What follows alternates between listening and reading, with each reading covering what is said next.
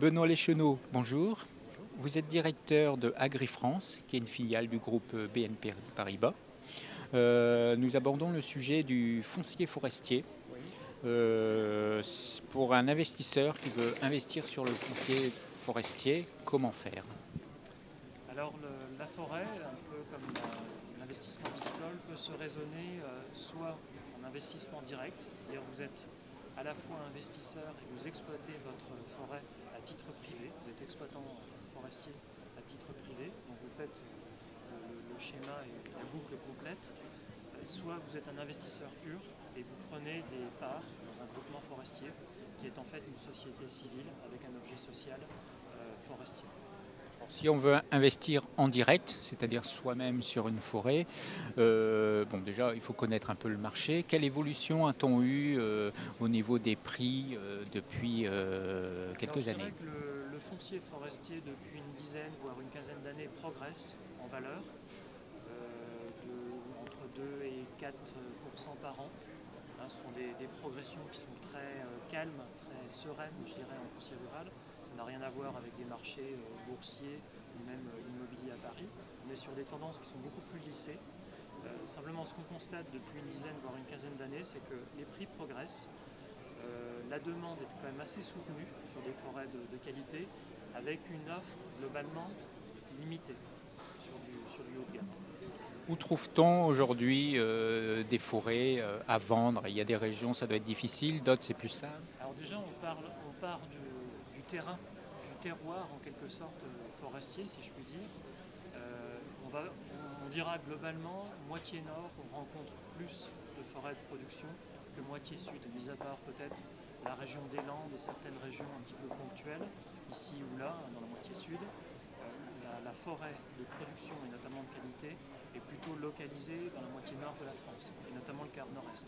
Pourquoi? Parce que vous avez certaines catégories de sol, et puis vous avez un climat, une pluviométrie qui permet de produire du bois. En termes de prix, quels sont Alors, selon les forêts et puis on a essayer d'avoir toujours une moyenne?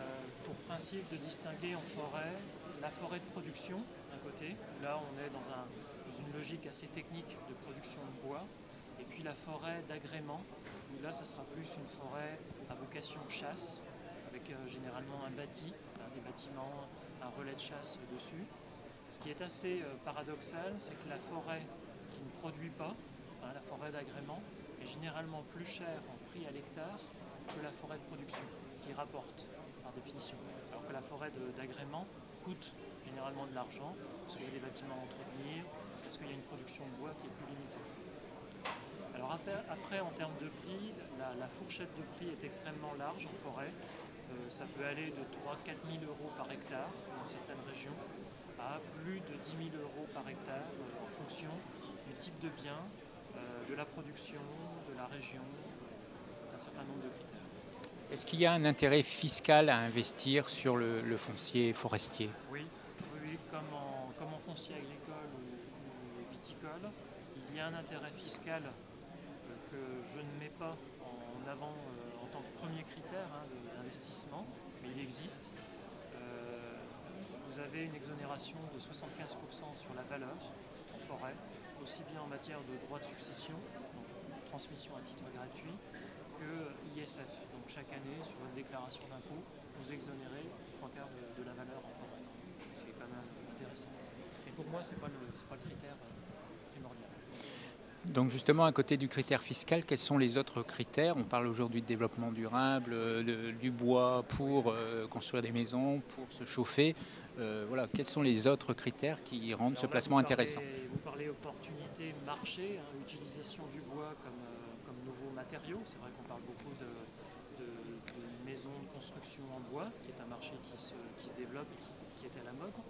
On peut parler aussi de biomasse, d'utilisation de la ressource forestière comme énergie. Alors attention quand même, la biomasse, il faut quand même que ça soit situé dans un environnement où vous avez des usines pour transformer la matière en énergie. Ça ne se fait pas comme ça, il y a une certaine logistique à respecter, mais c'est un nouveau vecteur, une nouvelle utilisation de la forêt. Je pense que les critères à prendre en compte, vous avez effectivement la localisation, Comme tout investissement, il faut regarder déjà si dans votre patrimoine ça a une logique, une cohérence. La forêt joue un peu un rôle de parachute dans un patrimoine. C'est-à-dire que quand certains investissements, notamment financiers, ont plutôt tendance à baisser, la forêt, il y a eu des études très sérieuses sur le sujet, la forêt a plutôt tendance à augmenter. Elle joue un rôle de parachute et vice-versa. Aujourd'hui, on est plutôt dans une tendance où la forêt, dans un patrimoine, a une certaine logique, une certaine cohérence. Benoît Leschenault, merci. Merci.